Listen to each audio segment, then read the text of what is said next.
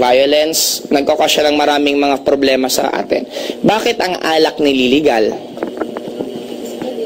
Masama ang sugal, kaya bawal ang weteng. Bakit hindi hinuhuli yung mga nasa kasino? Bakit pag sugal ng mahirap hinuhuli? Saklaan, bawal. Sinisipa, hinuhuli. Ibinabalita sa TV na, ayan, mga sugarol. Bakit hindi man lang nila pasukin yung kasino dyan? Ang daming pwedeng source ng income maliban sa ang tao sa dyan gawin mong sugarol.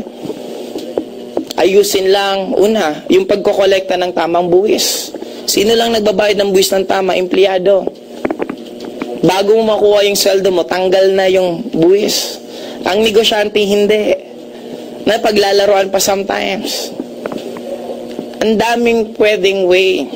And ito din, baka sabihin nyo, kasi ang gobyerno natin corrupt, guys. Before you tell them na corrupt, make it sure na tuwing election hindi ka nang hihingi ng pera. Kasi ang problema, malay mo, sa atin din nag-start. May tatakbong politiko, hindi pa nga nakakaupo, ang dami nang humihingi. Pahingi, nagkasakit ako, wala akong pamasahe, wala akong ganito. Pag hindi ka binigyan, magagalit ka pa sa politiko. Ayun, napakakuripot na, hindi ko yan iboboto. Tapos, do you think pag nanalo siya, babawi sila? Hindi, of course, babawi yon. Kaya start natin sana ang change sa atin, hindi sa ibang tao, hindi sa gobyerno, hindi kung saan sa atin. Bakit kailangan ang tao sadyang gawing mahirap? Kasi madali kang makontrol lahat dito. Sometimes, ito na nga inisip natin tagapagligtas eh. Nakakailang wish ka na sana yung presidente pag magbago na para yumaman ako. Guys, ilang presidente nang dumadaan sa'yo. Kung hanggang ngayon hindi kayo mayaman, hindi na po presidente ang problema, kung hindi sarili mo. Ilang presidente na dumaan sa'yo kung sobrang dami na. Now, pansinin mo ang batas. Familiar kayo sa mineral water? Yung maliliit. Alam niyo po ba, halimbawa, gumawa ako ng isang business ko na mineral water sa, Bicol. Bawal ako mag-distribute ng maliliit.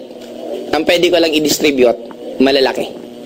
Bakit? Kasi nga umaray yung mga big companies na dapat bawal kasi malulugi sila. Kasi nga, alam mo, galing Manila, yung maliit na bote.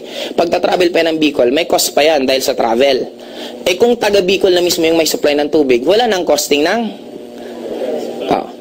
Kinausap nila, nagkaroon ng batas na bawal ang mga maliliit na supply ng tubig na magbenta ng maliliit din. Question. Ano ang problema natin? Ang mahal ng kuryente. We have solar energy, hydro energy, wind energy na libre. Bakit hindi yun dinidevelop? Sa amin sa Bicol, meron nakaimbentong isang lalaki. Nagawa niyang patakbuhin ang isang sasakyan using a water. Nasaan na ngayon yung taong yon? Hindi sinuportahan ng government. Bakit? Umara yung tatlo. Si Petron, Shell, Caltex, ito milyon-milyon. Huwag niyong i-develop yan. Lulugi kami. Kasi ang tubig kahit saan. O ngayon, wala. We have so many things na dapat maintindihan. Kung tayo mismo magtutulong-tulong, makakapag-create tayo ng change. Pero kung magsisihan tayo, wala mangyari. Now, I would like to entertain any question before ako mag-proceed sa mga iba ko pang sasabihin. Any question po, kung meron po kayong gustong itanong about sa mga nasabi ko, you're free po to ask. Sige po, wag po kayo mahiya. Ako nahihirapan sa inyo, parang init. Oo nga, ang dami niyong pumunta eh. Question, sino po may tanong? Para medyo relax lang tayo ng konti. Question, sige po sir. We are not going to be conventional with that great disorder. Hindi tayo maging conventional with that great disorder. Hindi naman po. Kasi ako hindi ko na inabot tong halos lahat sinunod ko. We don't need kasi to follow yung nakasanayan ng lahat. Sometimes we are also the victim. Sometimes even parents, pipilitin mo yung ayaw ng anak mo. Pinanganak pa lang yung bata, paglaki niyan, magiging magaling na engineer yan. Kung ayaw naman niya maging engineer. Kumbaga, we have our own free will na sometimes nadideprive, kaya yung pinakatalit mo hindi rin lumalabas. Subukan mong gawin mo ang isang bagay na hindi ka masaya. Do you think mag-excel ka? Of course not. Pero subukan mo gawin ang isang bagay na masaya ka. Kaya lang, sabi ko nga, victim tayo ng isang pagpapalaki. What if pinanganak akong NPA? Lumalaki ako, nakikita ko yung mga kapwa NPA pinapatay ng militar. Pag lumaki ako, galit ba ako sa militar? What if pinanganak naman akong militar? At nababalitaan ko may mga NPA na pinapatay yung uncle ko na militar, yung tito ko na militar. Magagalit ba ako sa NPA? The question is, sino ba sa kanilang dalawa ang tama? Sino ba sa kanilang dalawa ang mali? Again, we are a victim, depende kung saan ka lumaki. And sabi ko nga, sana yun ang ma-realize ng bawat isa sa atin right now. Ako, itong topic ko ngayon, this is not also about networking anymore. This is about life. Nasabi ko, kung magsisimula sa atin yung change, who knows? You can never tell na because of sa atin, paunti-unti nagbago yung pananaw mo, imbis magsisika, tumulong ka na lang. Instead, sisihin mo yung ibang tao, gumawa kung anong way na pwedeng maitulong mo, and who knows? Dahil sa paglaki ng paglaki natin, maging malakas ang impact natin sa bawat isa. Question, sir, may tanong pa po ba kayo? May follow-up question pa. Question, another question. Alam mo bakit tayo masyadong takot na gumawa ng kakaiba? Kasi sa tinatawag na acceptance. Pag wala kang trabaho, parang ako naalala ko dati, nung nag-aaral pa after kong graduate, nung nag-networking na po ako, may isa akong uncle, pinuntahan ko, nire-recruit ko. Alam mo sabi sa akin, ikaw ba yung engineer na sinayang mo lang yung course mo? Imagine mo sabihan nga ng ganyan, para bang napakatanga ko na hindi ko alam yung ginagawa ko tama, nang alam niya yun lang. Take note, pag-usapan natin Bill Gates. Bill Gates is one of the college dropout mga Harvard. Hindi siya nakatapos ng Harvard.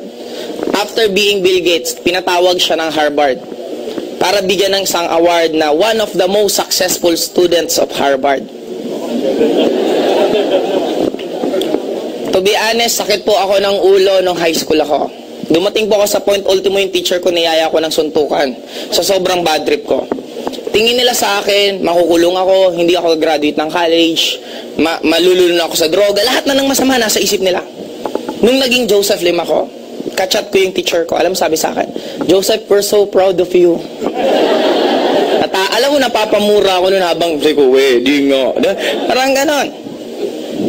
And sometimes, they don't care, but at the end of the day, they don't care kung sino ka after mong yung grades mo. Ang pinaka-importante na yung success mo.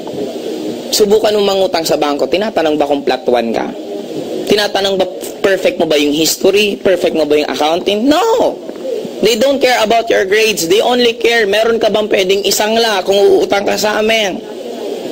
Anong pwede mong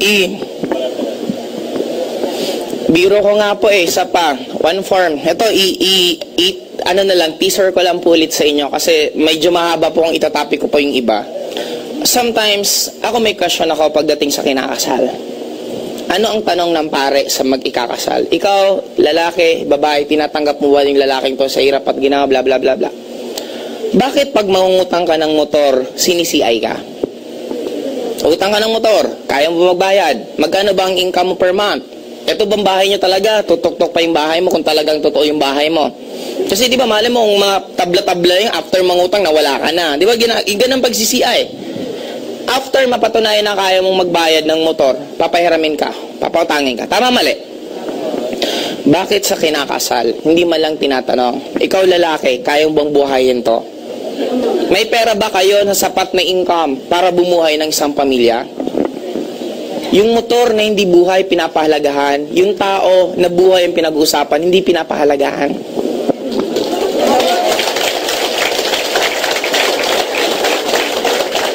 Sabi nila, ang importante lang daw sa mag-aasawa is love.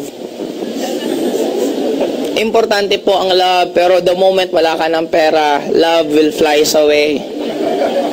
Doon na po yung gulo ng pamilya. Doon na po ang daming nangyayari. Guys, sabi ko nga, ang dami pong sadya tayo, sinasadya tayong gawing bobo pagdating sa pera. And ang dami pong example. May mga ibang magsasabi, magpipreach, hindi importante ang material thing. Hindi importante ang kotse,